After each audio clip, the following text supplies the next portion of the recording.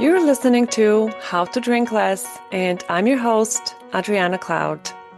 Whether your goal is to cut back, take a break, or say goodbye to alcohol for good, this podcast will help you stop drinking on autopilot, learn how to manage cravings, and feel fully in control around alcohol.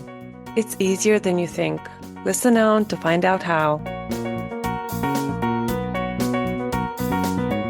Welcome back, my friends. I'm so excited to have you here for another episode. Today, we're talking about confidence, and this is going to be a two-part episode because I have a lot to say on the topic, and it was just too long to do in a single episode. So today, we're going to talk about why it feels like alcohol is giving you confidence, and I will explain what's really happening in your brain when you drink. And then next week, we will talk about how to build real confidence without drinking. I wanted to do this episode because this is one of the biggest reasons people drink. I feel more confident after a drink or two. That's what people say to me all the time. Or, I need a drink to loosen up, otherwise I don't know what to say. Or maybe for you, that voice sounds like I'm more fun, or it's easier to be myself when I drink. That was me for sure. I definitely believed that once I'd had a couple of drinks, I was more fun. I fully believed that alcohol made me feel more confident and made it easier to talk to people, and especially people I didn't know very well or people whose opinion I really cared about and I really wanted them to like me. And I was definitely the person who, when I was invited to an event, my first thought was, will there be alcohol there? Because depending on the event, I was already telling myself that it would be easier to enjoy it if I were drinking. And I know I'm not alone. I hear this from my clients all the time, and I hear it from strangers on the internet as well. And of course, if you're used to outsourcing your confidence to a liquid in a glass, you're going to find it challenging to stop drinking. So that's why we're here today, because I want to help you understand what alcohol actually does. And I want to help you reframe how you think about confidence so that you can stop relying on alcohol to feel confident. The first thing I want to say is that alcohol does not give you confidence. Plain and simple. That's not what's happening. What alcohol actually does is three things. Number one, it quiets your inner critic. Number two, it suppresses the symptoms of anxiety. And number three, it lowers your inhibitions. So let's talk about what these actually mean.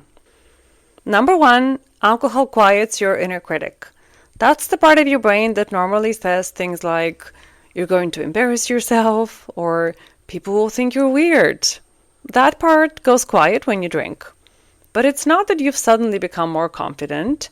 It's just that you've temporarily become less self-critical. It's like pressing the mute button on that inner commentary.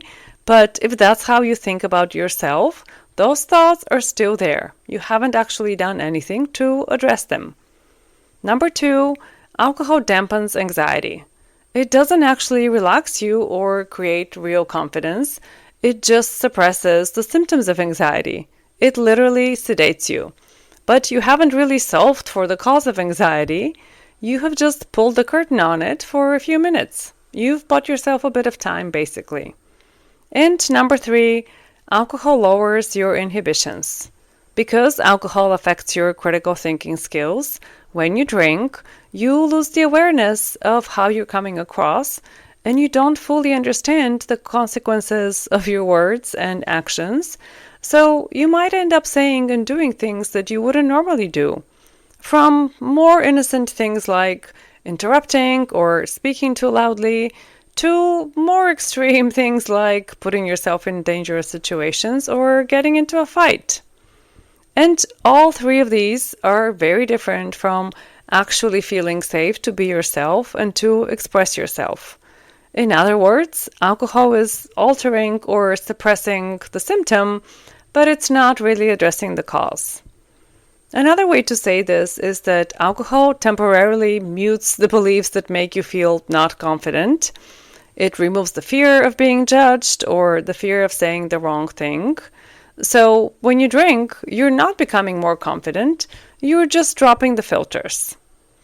I also want to say a word here about how normal it is to feel a lack of confidence if you are trying to change your drinking habits. Of course, it feels awkward. If you're used to drinking in social situations, or in any situations for that matter, and then you suddenly try to remove alcohol from the picture, your brain still expects the alcohol and might be having a little panic. This is normal. What happens is that when you're not drinking, you're actually a lot more present to your surroundings, including to your own experience. And that can feel strange at first because it's not what your brain is used to. And as I've said before, your brain interprets anything new as potentially dangerous, so it gets a bit dramatic about the whole thing. All you need to do is just take a few deep breaths and remind yourself that it's normal to feel a little unsettled when you're removing a mood-altering and brain-altering substance from your rotation. And now, let's talk about the work you need to do if you want to stop relying on alcohol for liquid courage, or Dutch courage as it's known in some parts of the world. This is the work you need to do. You need to figure out what exactly your inner critic is saying. That judgmental voice in your head, what is it telling you that makes you doubt yourself? It could be things like, they don't like me, or I sound boring, or I don't know what to say, or I'm wearing the wrong thing, and so on. Whatever that voice is saying to you, that's what you're really trying to escape when you drink. So next time you catch yourself thinking you need a drink to feel more confident, pause and ask yourself, what is my inner critic saying? What am I really worried about right now? That's what you actually need to address. Because otherwise, if you continue to rely on alcohol to feel more confident, here's what happens. Over time, you're teaching your brain that the only way to feel confident is if you're drinking. And you're not taking the time to develop your own skills and to learn how to feel confident. So this actually becomes a self-fulfilling prophecy. Think about it. It's like every time you want to lift something heavy, you ask your friend Jan to lift it. Over time, what you learn is that whenever you need something heavy lifted, the way to do it is to call Jan. And if you know that he will be there to help, you stop trying to lift the heavy thing yourself. You stop working out. You're not building your own muscles because there's no need, right? But you're not actually getting stronger. You're just outsourcing the problem of lifting. And what happens if, at some point, your relationship with Jan sours and you decide that he's really quite toxic and you don't want to hang out with him anymore? Well, now you have a problem because without Jan, you can't lift anything. And now that you've stopped going to the gym, maybe you're even weaker than you used to be. So you find yourself calling Jan back. And this is what you're doing when you keep relying on alcohol to change how you feel. Over time, confidence starts to seem synonymous with drinking. Want to feel confident? Grab a drink. And the other thing that happens when you drink to feel more confident is that you keep reinforcing the message that it's not safe to feel anxious or nervous. If you drink every time you have a twinge of nervousness, you're creating even more fear around anxiety. You start getting anxious about feeling anxious, and you start to believe that it's not safe to have nerves. But the reality is, there is no scenario where you can completely avoid anxiety. That's the human condition. We have all the feelings, the whole spectrum of them. That includes feeling nervous, feeling self-conscious, feeling awkward, feeling shy, feeling worried. You can't opt out of these feelings and only have the quote-unquote good ones. That's not how life works. And I also want to talk a bit about the idea that I often hear from people, and it's some variation of, when I drink, I feel more like myself. And it sounds true enough, and I'm sure I myself have said that when I was still drinking, and I believed it. But I want to challenge that story. When people say, I feel more like myself when I drink, what they usually mean is, I feel less self-conscious, I feel more relaxed, more confident, but you're just describing a nervous system state, which is not the same thing as being yourself. Notice how this belief that you're more yourself when you drink is based on the premise that feeling calm and confident is somehow more natural than feeling nervous or self-conscious. But why? What makes confidence seem more normal than the lack of confidence? I want to offer you that it's just a preference. You would prefer to feel confident rather than self-conscious. You would prefer to feel calm rather than anxious. And of course you would. Who wouldn't? We all would prefer that. But having a preference for how you want to feel is not the same thing as feeling yourself or not feeling yourself.